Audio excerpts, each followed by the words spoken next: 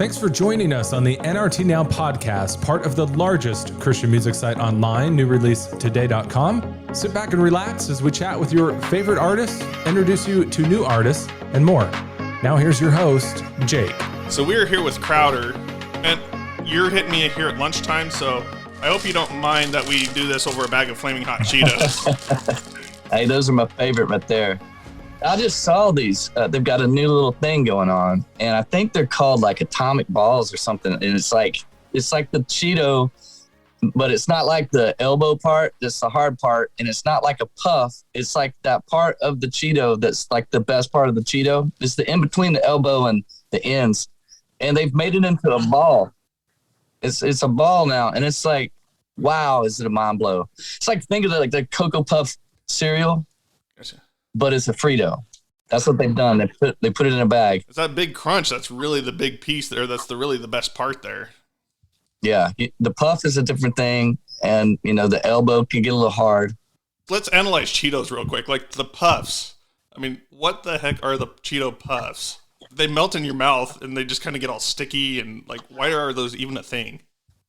I don't know. And like, what were you thinking? Like, you come up with a Cheeto, which we don't know what it is anyway. What was that material that you've made that thing out of? It's a little, it's a little obtuse in shape. And then you're like, what we need though is like a more uniform with more air, and then we could be onto something. And I think the way that they dissolve, that has to be something with the cotton candy people. I think it's the same folks that got together, and whatever that is, it just sort of disappears when you look at it or touch it. That's what's in the puff, I think. But I don't know what the thing is made out of anyway, to begin with.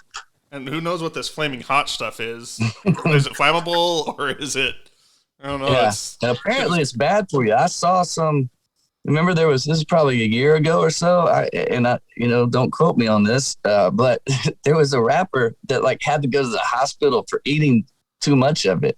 I think it had turned some things red. And he's like, something's wrong with me. And they're like, no, nothing's wrong with you. You've just eaten too much of the fiery Cheeto. That's all it is. It's a little red dye. And apparently it lasts. It's hard to dissolve that in the body, apparently. Oh, geez. Well, I've had my first bag probably a couple of months ago. And, man, it's a game changer for sure. And I bought this bag yesterday. My wife's like, what are you doing with that? Like, do you want to hurt yourself? Or yeah. She's not into I gotta spicy. talk to Crowder. Yeah, exactly. Gotta talk to Crowder, and it's like the carrot, the horse deal. It's like I need him to get some stuff done with me on this podcast, and I need to motivate him. The fiery Cheeto, that's what I need in front of him through the camera. Yeah, I'm all in for cheap gimmicks, all that kind of stuff. Yeah.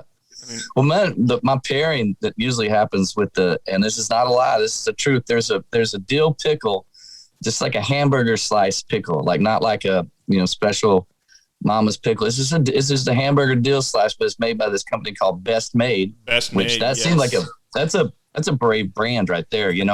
We make pickles and they're the best made. It's like, okay, who's gonna argue with that? As long as you got that copyright soon enough. But yeah, man, a bowl of the Best Made hamburger dill slices paired with the fiery Cheeto and a Dr. Pepper. It's really just a tough snack to beat.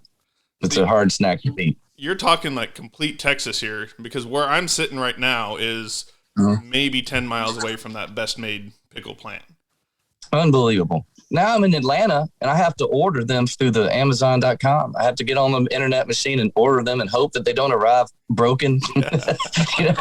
Glass and pickle juice everywhere. It's a tough thing to clean up. So yeah, now I got to go on the Amazon. It used to be that's what was at the grocery store. Now, it got too far away from the motherland. Well, it's crazy. You're talking about the Best Made pickles. I wasn't even going to bring this up, but since that factory's here, basically the town that I live in, every March they have a pickle parade around St. Patrick's Day. Everything all green, and like it's a huge thing around here. That sounds wonderful. Pickle factory, and I know this is a Christian podcast, but they actually put this stuff in a beer with one of the local breweries here. It's about how big of a deal this Best Made pickle stuff is.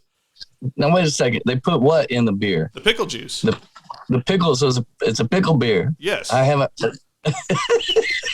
First of all, y'all have parades for my favorite pickle. I'm doing the wrong thing. I'm just doing the wrong thing altogether. I think you could add that pickle juice. I think you could add it to pretty much anything. It's going to be an improvement. So I can see how that would be, how somebody's sitting around and thinks, hey, I'll tell you what would be good, though. If we just add a little pickle juice in this beer here, we could be doing things. Yeah. I can see how that happened pretty easily, actually. Since this is a Christian podcast, we do need to pray for forgiveness because we did talk about beer, but I'll let you go. But no, we can join hands. Everybody circle up, do it all old school Sunday. Well, both are. So pickles, I've never pickled anything, so I don't know. But is that some type of fermentation anyway? I mean, I don't know if you can get inebriated off of the pickle juice. Although I've felt very near ecstatic when I've had the right pickles at the right time. But seems like they're kind of in the same family already. We're going to preserve something and keep it around for a while. I don't know. There's something there as well. Like, the ketchup bottles, you can catch them on a bad day, and they could be, they can go sour on you. Yeah. So I don't know how far off the beer and the pickle is. That's going to have to be a quick Google here later to see what that is. We're going to have to find that out by the time this releases. Have a quick education with links. Yeah. With links to pickling websites. Yes. Like, we got to have a slideshow, the whole thing, charts, graphs. Right. Well, when somebody gets too inebriated or they're a long time heavy drinker, you call them pickled. You know what I'm saying? See, it feels like there's a lot togetherness there, and maybe I need to reconsider my love for the pickle. Wouldn't make the Baptists too happy, maybe. I'm not sure how we got here. I'm a Baptist. Well, I want to ask you a question here that I've heard the answer to this before, but I want to see if it's still the same.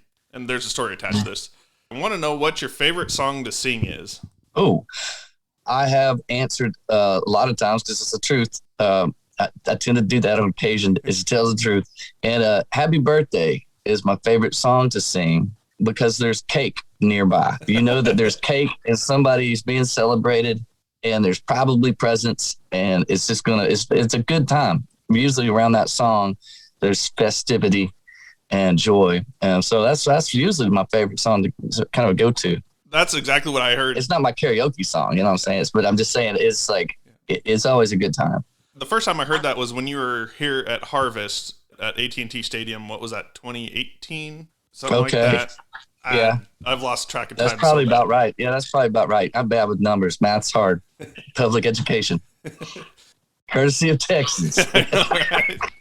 Oh, that went south quick. Okay, go ahead. That was a pun. I was working the Air One booth, and you were doing a Q&A session right outside. Yeah. Totally remember this. There. Yeah.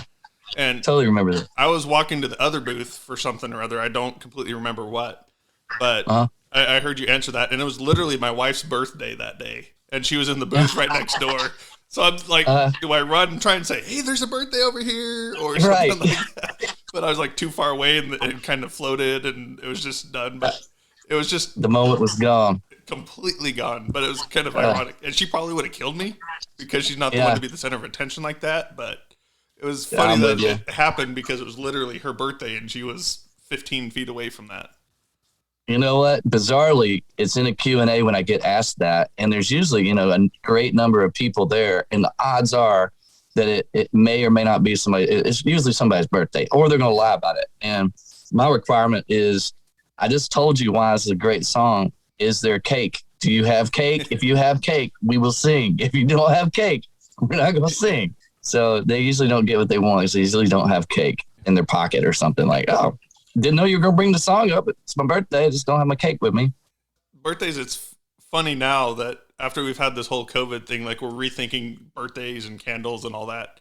There's always been long that joke of like, we're all going to gather around and celebrate and eat this cake that somebody's just spit on. Totally. I mean, that's always been a joke. And then now we have COVID, and it's like, wait, let's think about this a little bit more. Is this really a joke, or is this not? Yeah, it's got to be. It's usually the kids, and we know they're pretty clean when it comes to like just germs. They're pretty well mannered when it comes to like washing their hands and so forth. No, it's a bad idea. But we got through it. I mean, until now, it was going great till it wasn't. So I don't know where we go from here. Like if we're going to get back to that, like we just forget it all happened, or what the whole candle situation on birthday cakes is going to be. Yeah, I don't either. I don't either. You know, some of my favorite cakes have not had candles on them. I can tell you that. So I don't know if we need the candles or it's a safety hazard as well. You know, fires, they can be bad. I'm getting old enough where that is starting to be a concern. Like I'm not quite there yet. Then it gets embarrassing. Yeah, then it's like, you know, that's a whole lot of fire right there. And maybe we just duck out at a certain age. Like, you know, it's not good for adults to blow on each other's food. Yeah. You know? The kids, it's fine. They need that. It'll make them more resilient. But maybe the adults at some point, it's like, you know what? You're not in your teens anymore. Somewhere in the teens, it goes away. When you start talking to your parents like you know more, then it's like, okay, you're done with candles on the cake. Yeah. Seems like you're a grown adult now. When you got to start sizing the cake by how many candles you got to have on there, then it's probably time to start cutting the candles. Yeah, or when they go to just numbers, you know, it's like,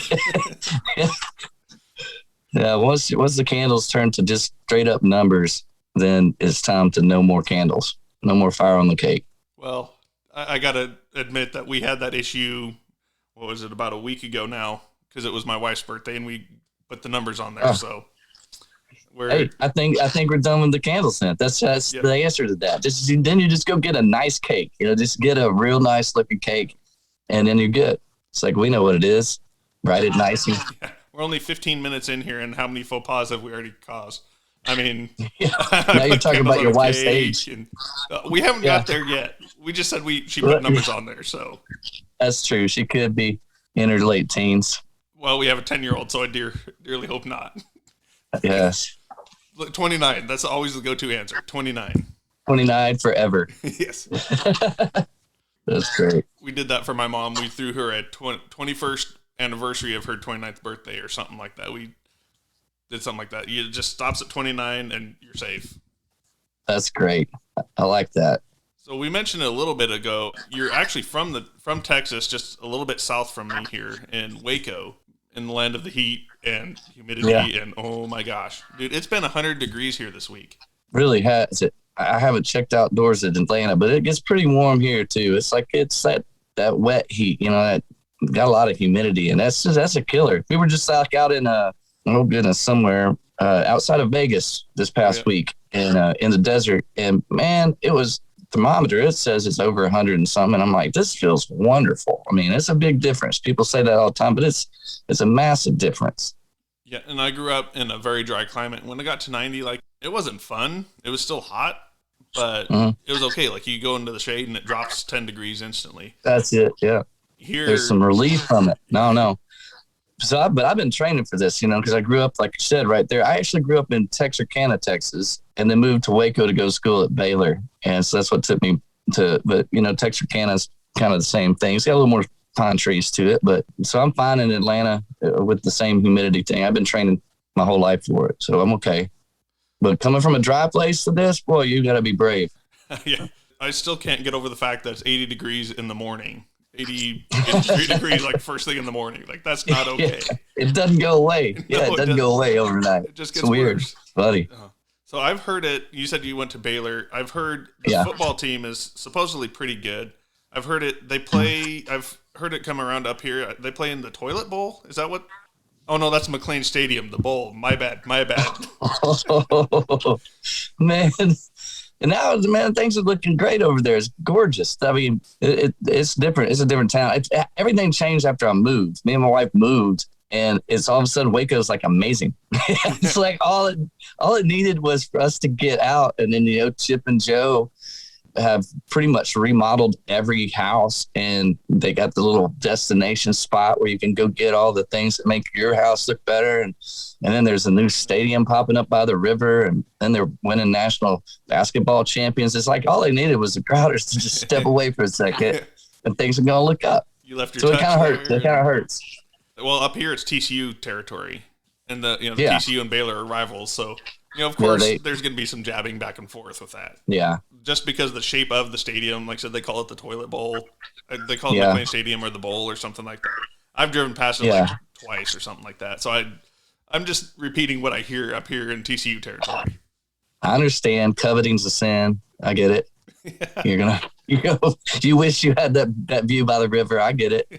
So talk a little bit about starting out. That's where DCB started out, if I remember correctly. Yes. Around Waco. So talk a little bit about starting DCB and then coming into Crowder here. What we're seeing with Crowder. Absolutely. Now. Well, yeah. Well, like I said, I went to Baylor, and while I was a student, there was a church start that was mostly a bunch of college kids, and the pastor that started the church asked me to help with the music, not like lead the music, but just like help organize it, like pick players, rehearse stuff, find songs, that kind of thing. And slowly I found myself in positions where my fellow college students, are not the most dependable and reliable. So the guy that's supposed to be singing just doesn't show. And so somebody got to cover it. And pastor's like, you do it. I'm like, oh, that's an awful idea, bro. You ain't never heard this happen. But it was just more necessity, even just like, hey, yeah, I'd love to help out. That's kind of what got me into it. And then, hey, nobody's here. Who's going to sing? I guess it's going to be you. And then it was writing songs. It was tough to find songs that fit in a collegiate setting. And so, well, why don't we try to write some? Okay. Well, so it always felt like out of utility or the necessity of what was needed. And I mean, I love that. I love that that's how we get to be part of the church, when we're reading scripture, hands and feet, and we need every part of the body. That's what you find your role, how to serve a particular community. And it's really cool to look backwards and go, who knew that this was actually going to be something I'd be talking about this many birthday candles later. It's like, this has been going on a while. That's kind of funny. I never thought of it as a opportunity for a career, or like this could be legitimate work. It's just, I don't think there are musicians that come along and they're like, man, I want to play music for a living. And that's a hard thing to do. That's like winning the lottery. That's like, I want to play NBA ball, well, you better be good then.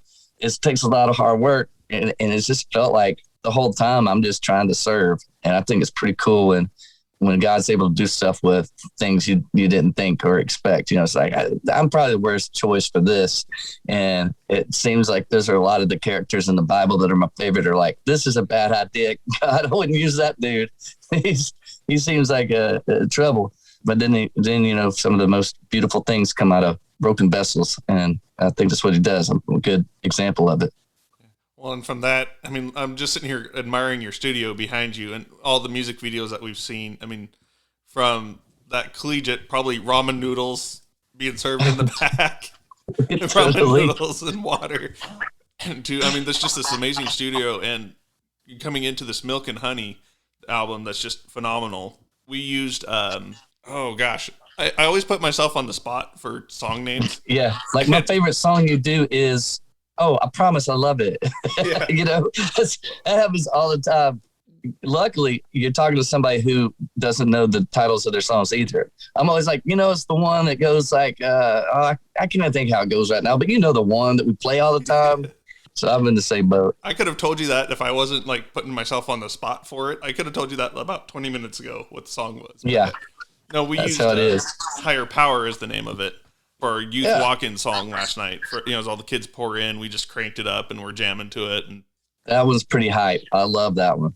That one's got some energy to it. Yeah, so we go from the DCB side to now this, and just seeing like this amazing studio, this blindingly white studio you've got going through all these videos, and just so clean, and just this album with Maverick City Music. Man, it's been awesome to see that journey from DCB to where you are. And one of the things I really love about your music is that it's kind of like a bag of trail mix.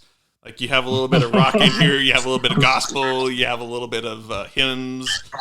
It's just a lot of fun all in one album. So one of the things I've talked about a little bit is the middle of the album. I mean, you have your big radio hits kind of towards the top and closers, but man, just the meat in the middle of a lot of these albums, and Milk and Honey as well. I mean, with Maverick City Music and Chandler Moore and all that. Talk a little bit about that. Like, those are some really powerful songs right in the middle of the album, the 5, 6, 7, 8 tracks. Talk a little bit about working with them. Yeah, man, I'm a big fan of the Mav music thing and what's up over there. And Dante both craziest part of the whole album was that God Really Loves Us tune, which is kind of sitting in that middle. It's a big song. It almost didn't happen. Me and him were trying to get together, but with all the COVID stuff, it was just a weird season, and it wasn't working out. And then it's like the week the album's due, he hollers at me on a Sunday. It's like due Friday or something, and he's like, "Hey, bro, what are you up to today? Can I come over?" I'm like, "Yeah." No, I'm like, there's no way. It doesn't matter what happens when we get in the room and start writing. It's just no way. So about an hour and a half, he leaves, and this song's kind of sitting in front of us. And I'm like, this is too good. We got to figure out how to pull it off. Can you come back like tomorrow and do vocals? It was just crazy. He's in the middle of a Mav City music camp, which means they've got all these writers in town. I mean, if you could have put the pedal down and have him more busy, I don't know how you'd pull it off. Like he's like swamped for like 3 days in a row. And so somehow he comes over in the morning, and we get a vocal out of him, and he's singing the scratch piano stuff. We don't even know what the song's going to sound like yet. And it's just like, I think it's about this tempo, and I think it's about this key, and we'll figure it out, as we go. Like whatever you do, we'll go around that. But then sure enough, by Thursday, we are mixing late into the night and just barely get it into mastering in the morning, and it made the record. And I feel like the record has a good trajectory to it, because that middle section has such a weight to it in my mind. It feels like, when I wanted to do choral, church sounding, anthemic, everybody in a room singing, it feels like you really understand what that attempt was about when you get to that middle section. You have songs like that Sweet Jesus, where it's all that, choir coming in, doing the stabs and that discant stuff. And it's just feels like, okay, my intentions were to make a record that modeled what we were all feeling, and we want to be back together. And I think choral music, harmony, and singing together really is a beautiful picture of what we were all feeling with the distance among us during this season of time. And I think you feel it best in that middle section for sure. Just bringing it home with some of the old hymns. Like I grew up in a kind of a hymn-based church as well. You're talking about being Baptist. That's, hymn totally. central. And just bringing it back there, I love that so much. And when they did the hymn medley, Maverick City Music did that hymn medley, man, that wrecked me terribly. Like that was like 20 minutes, and it felt like 5 at most. Yeah. To That's hear great. that pull is to hear, man, that middle section is just so powerful. I mean, you go from, like what we were saying with, higher power and just everything moving, great God Almighty, it's all moving. Then you just bring it back down there, man. Just so powerful. Yeah, man, I couldn't be happier with how it all turned out. Like you're geeking out too, man. I'm such a fan of the Mav City stuff, and I'm like, I can't believe we're doing this right now. This is the best. So it's great to have them in this season of life, because they've been such a part of my season of life right now, that we're able to document us being together is like super cool to me. And just some of the music videos that have come through that. Like I said, I'm just going to fawn all over your studio just because it's so gorgeous, dude. Dude, it's ridiculous. My wife is actually a designer, like interior architectural designer. So anything that looks cool is her fault. And I just get to live in it, man. I love it. It's been a blast. This is kind of where my whole scene has been through the COVID. It got done just right before lockdown happened. And so I've just been down here making music. And boy, it's been a blast. Man, it's been a blast. If you're listening to this and have not seen any of the music videos that have come from this, go watch these, man. It's even the keyboards are white. Just the whole aesthetic. I mean, it's just incredible. It's just so gorgeous. But it looks like I'm in space with Elon Musk, is what I like to say. It's like me and Elon, we're going to Mars. Y'all can come or not. Really we're on our way. It really does look spaceshipy. Yeah. I live in the future. I don't know if you knew that. I'm in the future all the time. Oh, man. Well, just want to say thanks for hanging out with us here for a bit. I'm going to go get some best made pickles and some Dr. Pepper to round this out here. I'm going to go look on the calendar to see when the pickle parade is. That's what I'm going to do. It's in March. So there you go. There you go. Day, that's my anniversary month. That's be like our anniversary trip to the pickle parade. Come back home to Texas. My wife would be like, we're doing what? Like, we're going to the pickle parade, baby. That's true romance. She hates pickles. Oh, man, all right, brother. Yeah, well, good. Thank you for including me, man. I appreciate it.